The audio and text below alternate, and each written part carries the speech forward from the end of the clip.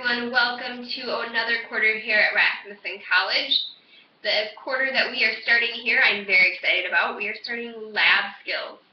This is one of my favorite courses here at Rasmussen, just because instead of more me talking and you guys just listening, it really is a more hands-on class. You're going to be getting to do different types of blood draws and urine tests, dealing with other bodily fluids.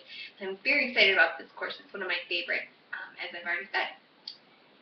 Just as always, you will have chapters to read, and these videos will help you along to tell you what chapters to read. For Module 1, what I want you to read is Chapter 1 and Chapter 2.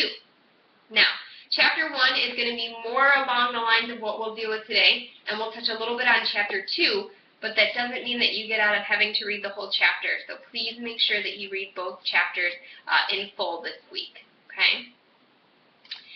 So let's talk about Chapter 1.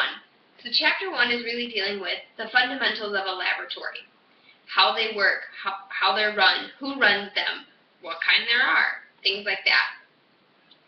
When we talk about labs, it's important for us to understand a couple of things. We want to understand, number one, why are lab tests ordered? Number two, we want to understand where patients can go to have those laboratory tests drawn and who runs the labs that patients go to have their labs drawn at. And number three, we need to understand the medical terminology associated and used in a laboratory. So let's get started. So number one, I asked, why are labs drawn? It's a very important question to ask and understand, because without understanding that, you can't really help your patients. So the number one reason that patients have lab tests ordered is to be able to screen them for potential diagnoses and diseases. Second reason that a lab test would be ordered is to be able to establish a diagnosis and a disease or a treatment plan for a patient. And the third reason is to be able to monitor that treatment plan for a patient and make sure it's still working for them effectively. The second thing I asked is, where do patients go to have laboratories drawn, and who runs those labs? So there are three types of labs as well where patients can have labs drawn. Number one, being a reference or a referral laboratory. These are generally very large facilities that have the most high-tech and up-to-date equipment for patients.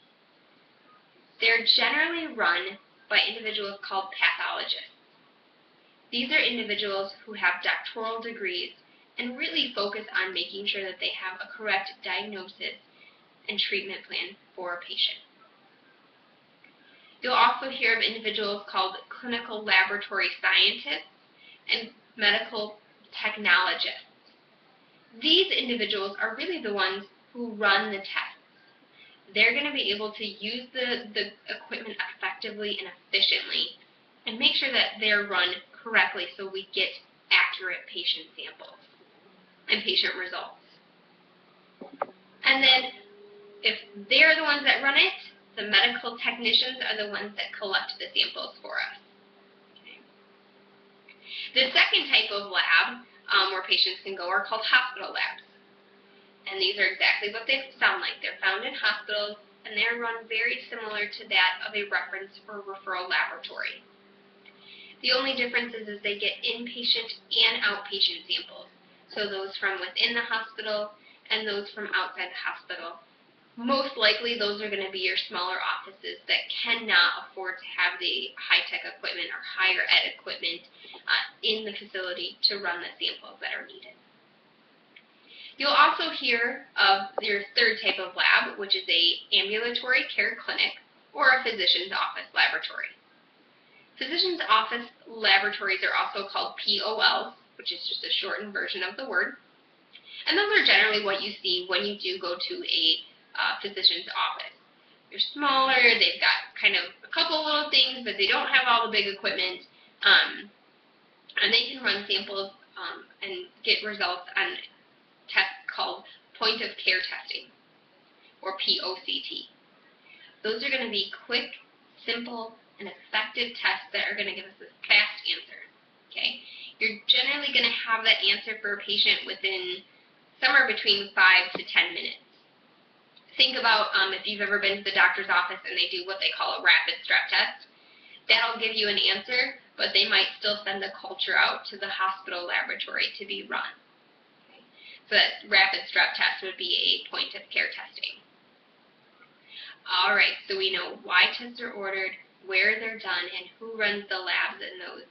So the last thing that I asked is, or last thing I guess I brought up, I didn't ask, is we need to understand some of that medical terminology associated with the laboratory. So the first thing that might be really important for you to understand is what we call a requisition form. This, simply put, is going to be your order form from the provider to give us what needs to be drawn from the patient, whether that be blood, urine, or other bodily fluids. Just be aware that requisition forms can come in either a computerized form or as a handwritten form. Most likely you'll only see that electronic medical or computerized record, but you need to be aware they can come from both places. Second thing that you'll need to know is what we call a laboratory report. Now, a laboratory report simply is the test results that come back after the testing is completed. Once that lab report comes back, it does get sent to the provider, either, again, computerized or in a handwritten form. The provider will review that, and then what he'll do is he'll have his office, either the nurse, medical assistant, or so forth, call the patient and let them know what their test result is, or sometimes if you get really good providers, they will call the patients themselves. But don't get used to that. And then the last terminology that's a little bit different is how we measure certain things in the lab. What I mean by that is how we measure weight, length, and volume. So you're going to start hearing things such as grams, liters, and meters. Not really different from last quarter when we were learning how to do some dose calculations. You had heard those terms at that time. You're just going to hear them more frequently because that's how your test results are going to come, based on a measure of weight, length, or volume. All right, so that's chapter 1 kind of in a nutshell for you. Please make sure you still read that chapter. Chapter 2, I'm only going to touch on the parts related to quality assurance and quality control.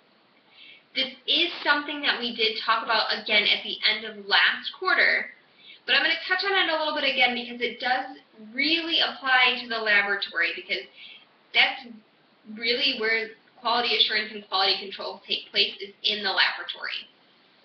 So if you remember, quality assurance is really a program or a process that we use as medical professionals to make sure that we have our equipment up to date and it is reliable and will give us sufficient answers and results for patient sampling. If you remember, quality assurance does have 3 phases within its program. It has the pre-analytical phase that happens before any tests are run. It has a post-analytical phase, which happens after the testing is run.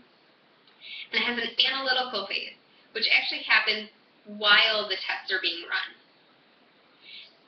Quality control, if you remember, actually falls into that middle analytical phase. It's going to happen right alongside patient samples being run.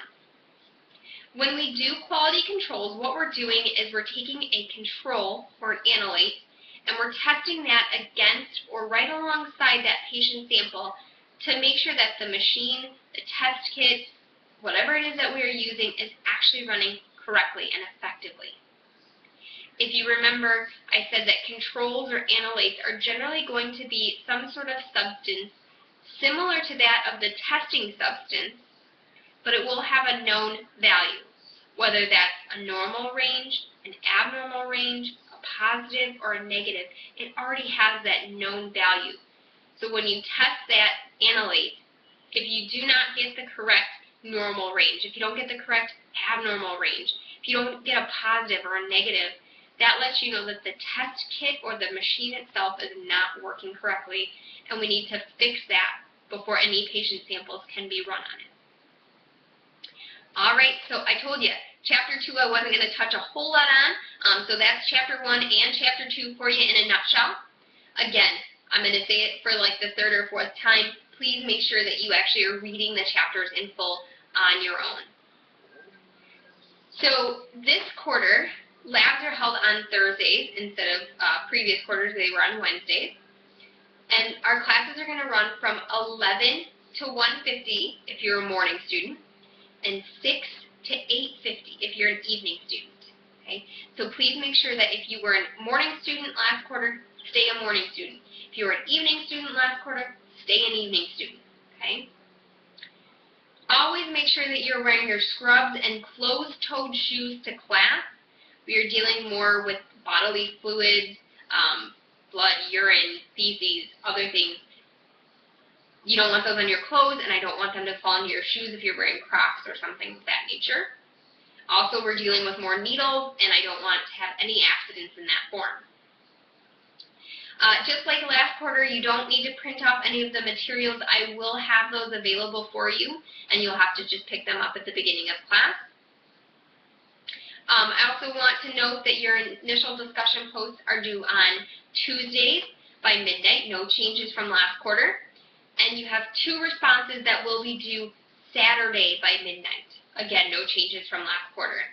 If you want to view the calendar that I have set up from now until the end of the quarter, it has all of your due dates, it has all of your rubrics that I'll be using to grade, and it has every single thing that you will need to know and be aware of as the quarter progresses. All right, everyone, that is really all I have for you tonight. I'm really excited to see you guys. I'm really excited to start this quarter, and I hope that you are just as excited as I am. Have a wonderful week, and I will see you guys on Thursday.